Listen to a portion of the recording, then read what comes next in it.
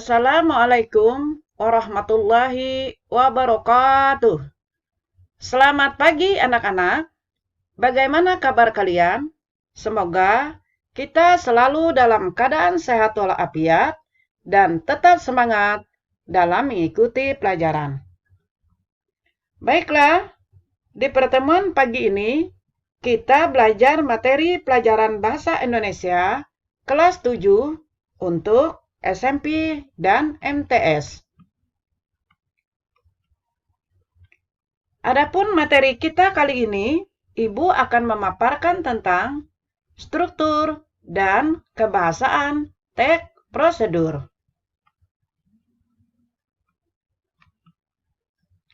Nah, anak-anak, masih ingatkah kalian dengan materi kita sebelumnya? Pada pelajaran yang lalu, kita membahas tentang menyimpulkan isi teks prosedur. Nah, pada materi kita hari ini, Ibu akan menyampaikan tentang struktur dan kebahasaan teks prosedur. Sebelum kita belajar materi ini, ada baiknya Ibu akan menyampaikan tentang kompetensi dasar kita, yaitu 3.6 pengenalan struktur dan aspek kebahasaan teks prosedur, tentang cara melakukan sesuatu, tentang cara membuat, cara memainkan alat musik, tarian daerah, cara membuat kuliner khas daerah dari berbagai sumber yang dibaca atau didengar. Adapun tujuan pembelajaran kita, setelah mengikuti seluruh rangkaian kegiatan pembelajaran, maka diharapkan siswa mampu mencermati struktur teks prosedur. Yang kedua, menelaah urutan teks sesuai dengan struktur. Dan yang ketiga, memperbaiki melengkapi teks prosedur. Dan yang keempat adalah menelaah penggunaan bahasa dalam teks prosedur. Nah, anak-anak, teks prosedur terdiri atas dua aspek. Dua aspek tersebut adalah bentuk dan isi. Bentuk teks dapat diidentifikasi berdasarkan strukturnya.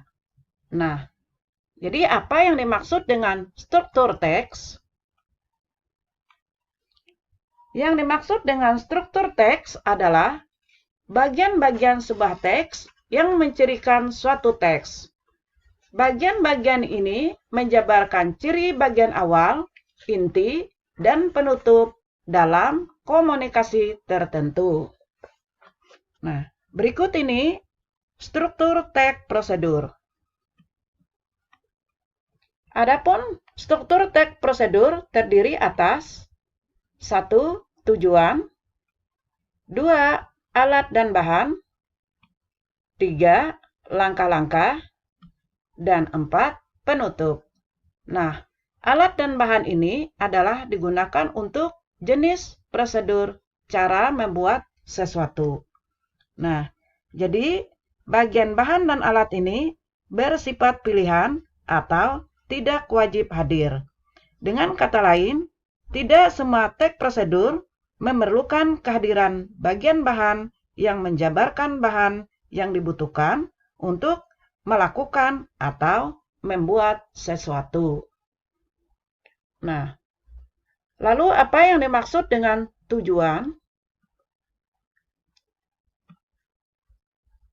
Yang dimaksud dengan tujuan dalam struktur teks prosedur adalah berisi judul, pendahuluan, dan maksud dari kegiatan tersebut. Jadi, bagian ini berisi tujuan kegiatan. Tujuan teks prosedur akan menunjukkan kepada pembaca atau pendengar capaian yang akan dicapai setelah mengikuti alur informasi yang dikemas oleh sebuah teks prosedur. Bagian ini sering dikemas dalam bentuk kalimat pengantar yang ditempatkan pada bagian awal dari teks prosedur. Nah, jadi Dengan kata lain bahwa tujuan ini adalah berisi, judul, pendahuluan, dan maksud dari kegiatan tersebut. Kemudian alat dan bahan, di mana tadi kita katakan bahwa alat dan bahan adalah untuk jenis prosedur, cara membuat sesuatu. Artinya adalah berisi bahan-bahan dan alat yang digunakan. Jadi, bagian ini berisi bahan-bahan atau perlengkapan demi mencapai tujuan. Bahan dan alat harus diperinci dengan ukuran yang akurat. Kemudian struktur teks prosedur yang ketiga adalah langkah-langkah. Nah, langkah-langkah ini berisi tahapan dari kegiatan tersebut. Jadi berisi penjabaran langkah-langkah untuk mencapai tujuan kegiatan. Tujuan tersebut dicapai berdasarkan berbagai bahan atau perlengkapan yang tersedia. Langkah-langkah harus dilakukan secara urut dan sistematis agar tujuan dapat tercapai. Bagian ini merupakan inti dari teks prosedur yang berisi tindakan yang harus diikuti oleh pengguna teks untuk mencapai tujuan. Bagian ini terdapat pada semua jenis teks prosedur. Perlu diingat bahwa ketidakurutan langkah-langkah mengakibatkan suatu kegagalan dalam mencapai tujuan teks prosedur. Kemudian, struktur teks prosedur yang keempat adalah penutup. Penutup berisi kesimpulan, penekanan isi, atau ucapan selamat kepada pembaca. Nah, jadi penutup ini berisi kesimpulan, penekanan isi, atau ucapan selamat kepada pembaca. Penutup dalam teks prosedur bersifat opsional. Artinya, penutup dalam teks prosedur dapat ada atau tidak ada. Kemudian kebahasan dalam teks prosedur. Kebahasan dalam teks prosedur yang pertama adalah menggunakan penomoran yang menunjukkan urutan atau tahapan. Nah, yang kedua, menggunakan kata yang menunjukkan perintah atau imperatif. Ketiga, menggunakan kata ganti orang kedua. Keempat, penggunaan konjungsi yang menunjukkan urutan waktu. Dan yang kelima, menggunakan kata keterangan. Nah, anak-anak, yang pertama, menggunakan penomoran yang menunjukkan urutan atau tahapan. Dalam ciri kebahasan teks prosedur yang menggunakan penomoran yang menunjukkan urutan atau tahapan, untuk menjelaskan berbagai bahan yang digunakan dalam petunjuk membuat sesuatu.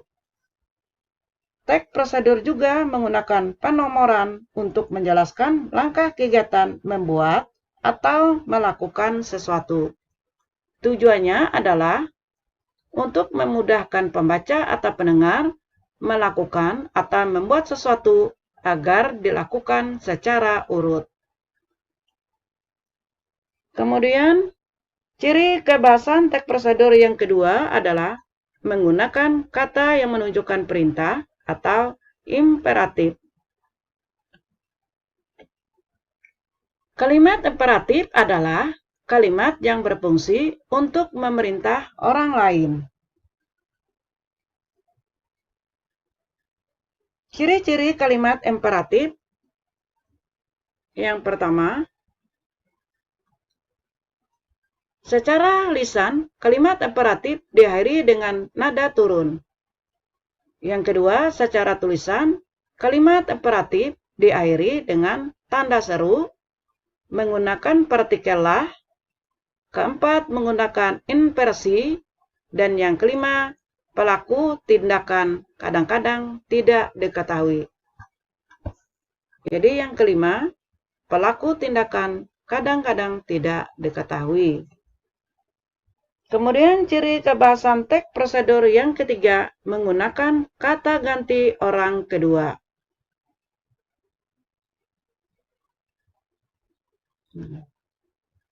Menggunakan kata ganti orang kedua karena sebagian besar teks prosedur menggunakan kalimat imperatif. Partisipan, pembaca atau pendengar dari kalimat-kalimat tersebut adalah orang kedua. Penulis menempatkan pembaca atau pendengar sebagai partisipan teks prosedur. Pembaca atau pendengar berperan sebagai agen dari tindakan yang dikemas dalam kalimat-kalimat imperatif.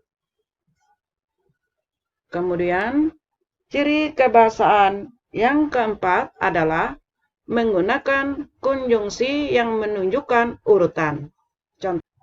Contohnya adalah sejak, semenjak, sedari, sewaktu, ketika, tatkala, begitu, seraya, sambil, dan demi.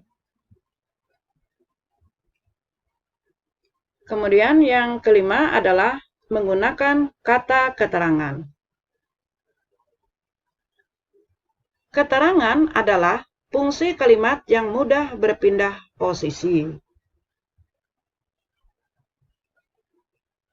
Keterangan berfungsi memberi informasi tambahan dalam suatu kalimat. Dalam teks tertentu, keberadaan keterangan kalimat sangat penting. Ciri-ciri keterangan: pertama, keterangan bukan unsur utama kalimat. Kedua, dapat terletak di bagian awal, tengah, dan akhir kalimat, kecuali antara predikat dan objek. Kemudian ciri keterangan meliputi keterangan tempat, waktu, alat, tujuan, cara, penyerta, pembanding, dan sebab. Nah, ini adalah menggunakan kata keterangan. Jadi, ciri-ciri kebahasan dalam teks prosedur terdiri dari 5 ciri. Kemudian menelaah urutan teks prosedur sesuai dengan struktur. Menurut Kamus Besar Bahasa Indonesia, menelaah adalah mempelajari, menyelidik, mengkaji, memeriksa, atau menilik. Nah, teks prosedur menjelaskan langkah-langkah melakukan dan cara membuat sesuatu. Langkah-langkah dalam melakukan dan membuat sesuatu harus urut dan sistematis. Oleh karena itu, kalimat dalam teks prosedur harus jelas. Dengan kalimat yang jelas, akan mudah dimengerti cara membuat atau melakukan sesuatu. Selain itu, urutan dalam teks prosedur harus logis. Nah, sekarang apa yang dimaksud dengan mengurutkan teks prosedur yang masih tersusun acak? Mengurutkan teks prosedur yang masih tersusun acak adalah suatu kegiatan untuk menjadikan urut suatu susunan kalimat atau langkah kerja. Mengurutkan dilakukan dengan cara mencari langkah pertama dalam melakukan atau membuat sesuatu. Setelah langkah pertama diketahui, langkah selanjutnya adalah mencari langkah yang berhubungan dengan langkah pertama. Begitu seterusnya sampai pada langkah terakhir dalam teks prosedur tersebut. Nah, anak-anak, ini contoh struktur teks prosedur, yaitu yang pertama adalah tujuan. Jadi di tujuan ini adalah mengenalkan atau memberitahukan tentang alat musik kulintang yang berasal dari merupakan alat musik khas Minahasa dari Sulawesi Utara. Contoh teks prosedur yaitu tujuan. Kulintang adalah alat musik khas Minahasa, Sulawesi Utara.